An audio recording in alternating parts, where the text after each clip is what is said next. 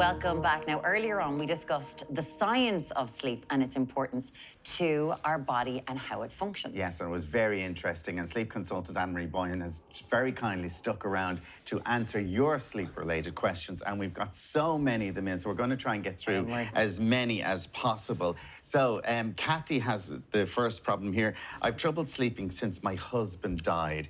I fall asleep no problem, but I wake up 3 or 4 times a night and lots of dreams. Is getting this kind of broken sleep bad for me? I suppose she's grieving as well, isn't it? Yeah, and really sorry to hear that, but a big life event such as a death can cause insomnia. So firstly, know that it is normal.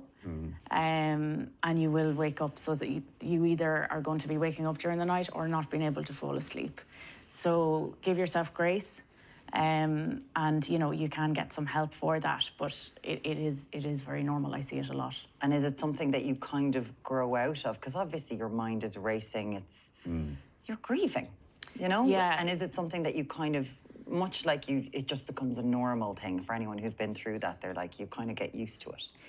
And her sleep could return? Yes, it's event-related insomnia, and it happens from deaths in the family. It happens big life moments like the leaving cert can cause it, a child going to college. Those types of stressors can really affect your body, and when we have cortisol in our body, it is going to affect our sleep. Okay, so there's no timeline on this? There's none. You know, if you do need help, you know, I would seek help. Doctor, yeah. Yeah, absolutely. Maria has gotten in contact. Hello, Maria, thank you.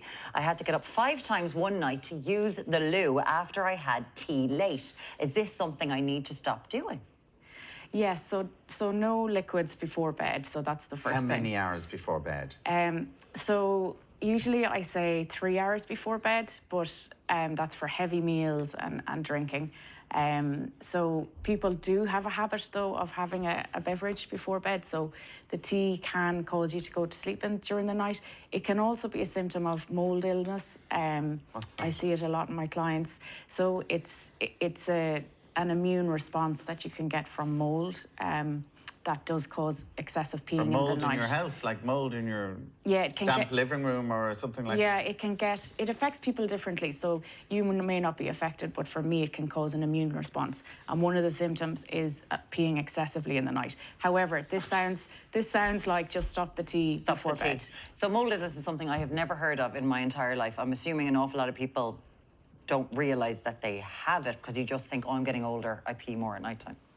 Yeah, and it's very common. We can pick it up from food, from houses, etc. And I test for it when I look at people, especially the people that have insomnia or that are peeing in the night. So there's an eye test that you can do to see if you have it.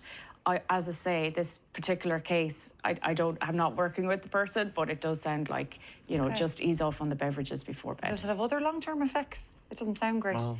It's an immune response. So for me, it might really affect me. So it can show up as peeing during the night. It can show up as sinuses, headaches, weight gain, insomnia. It's one of those hidden illnesses out there that causes SIRS. Yeah. Wow. Maybe get that checked out if that's continuing then. I often find myself, this is Valerio, I often find myself thinking and overthinking before going to bed. I know a lot of people who do that. They are sort of trying to get to sleep, but the mind starts racing. Is there any advice to help me fall asleep sooner? Because it's taking her like 30 to 40 minutes to actually just fall asleep because the mind is racing. Yeah, so I see this a lot as well. So you need to get from that stress response into a calm state. So I would recommend doing a sleep routine. So you need to separate your daytime from your sleep time. So that's a tiny little buffer, and to do something that's relaxing. And this will tell your brain, I'm going to sleep. So you actually just need to get out of that sympathetic response into parasympathetic, which is the rest and digest and calm. So find something that will work for you. Everyone is different. So that could be listening to a meditation. It could be listening to a podcast. It could be doing breathing exercises. It could be reading a book. Something that's calming. And it actually then, there's a lot of studies to show that this actually signals to your brain, I'm winding down to sleep. But like Muireann, if you're listening to a true crime podcast, is that not very conducive to going asleep? It's about the voice. It's the calming voice. Yeah. I do think there are great apps like the Calm app that, you know, and it's the voice that does it for people. It might be Matthew McConaughey or Cillian Murphy or someone, or, you know, opposites for the other sex. But no, not something like a true crime is going to stimulate you. And some of them have really boring voices. It's not interesting at all. But it is interesting that we used to always, like my grandmother always read before bed. My mother always reads before bed to calm yourself down. Yeah. It's something very simple. Now, Dan says, I've got an irregular work schedule and sometimes I wake up 3 or 4 times a night.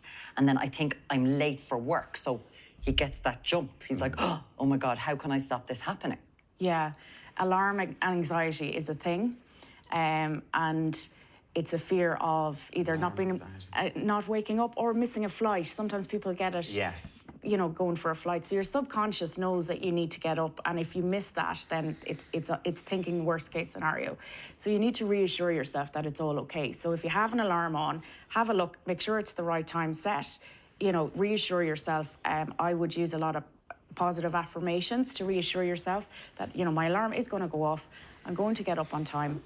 And again, it's getting yourself into that calm state, because if you're not calm and logical about it before you go to sleep, it's going to play on your mind during the night. And what about maybe even setting 2 alarms, so you just know you've that little extra security? Exactly, and that will give you more reassurance. I test my alarm sometimes, so I'll put it on for a minute's time. I do as well. And then I know that the alarm is going to go off, and then I set it for when I need to get up. And then I'm like, okay, it's definitely going to work. It's definitely going. Amy has said, I recently started going through menopause. I'm sure you get this a lot, and I'm finding it really difficult to sleep when I'm having hot flushes. Is there anything that can help?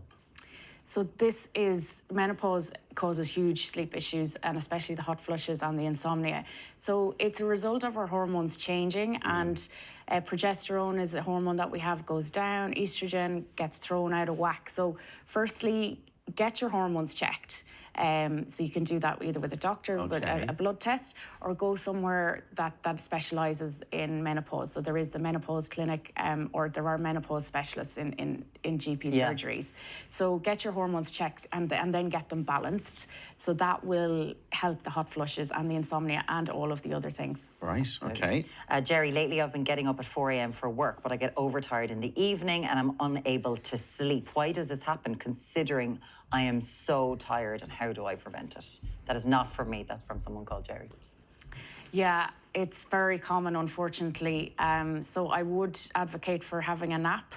You know. So, and we just remind people that you said earlier on, a nap is, the optimal nap is 26 minutes. Yeah, so it's just to give your body that rest and recuperation if you've had the bad night's sleep, or you're working shifts, or you just need a bit of more recovery. So NASA have done studies to say that the optimal time is 26 minutes. Now, if you're on a weekend or on holidays, definitely have a longer nap. Yeah.